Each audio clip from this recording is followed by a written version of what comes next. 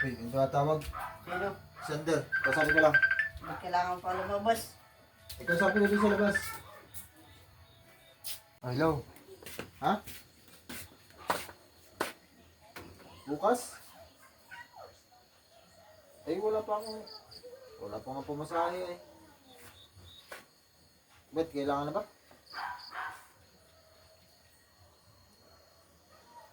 Ay, sige, gagawa akong paraan para ano pa akong pumasahe. At ano na rin ako bukas. Sige. Ah, sige.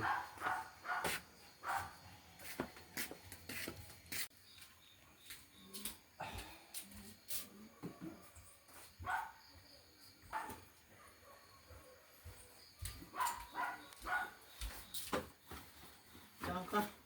Ha? Saan ka punta?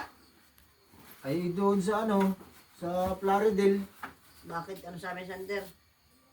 Ay, punta na raw ako bukas doon eh. Wala kang pera ay. Sasabi lang, katatawag lang ka dito na sila'y papunta pa Maynila. Ba't susunod ka na kaagad? Ay, pinasusunod na ako bukas doon eh. Yak! Oo nga. Ay, katatawag ka, pinapupunta na nga ako doon. Tatawag eh. Kanina nga umagay kahunta ko doon. Wala naman sinabing ikikasama na okay papunta doon. Ay, katatawag nga doon sa cellphone eh. Nakapunta na raw ako bukas doon. At lumabas ka pa kung siya kausap mo. Ay, siyempre mahina ang signal kaya ako lumabas doon. Nabigla naman dati-dati namin sinasabi mo pagpapunta ka na doon. Nasabi mo sa isang linggo ka pa. Ay, biglaan nga yung tawag ni Sander eh. Yak! Ayan naman. Wala naman sinasabi papunta ka doon sila'y pa Maynila pa. Okay nila nga sila. Ay, bukas daw, pa ano na rin sila, pa Quezon na. Yak! Hindi magagilap ka ng pamasahe mo. Pagyak mo kung damit. Eh, yak Yung ibang ano diyan. sabi mo sa isang linggo ka mapaalis. Nalaban na ba yung yung iba kong damit na dinadala? Ay, hindi naman nakapaglaba kanina. Ay naman. Sabi mo sa isang linggo ka papaalisan eh.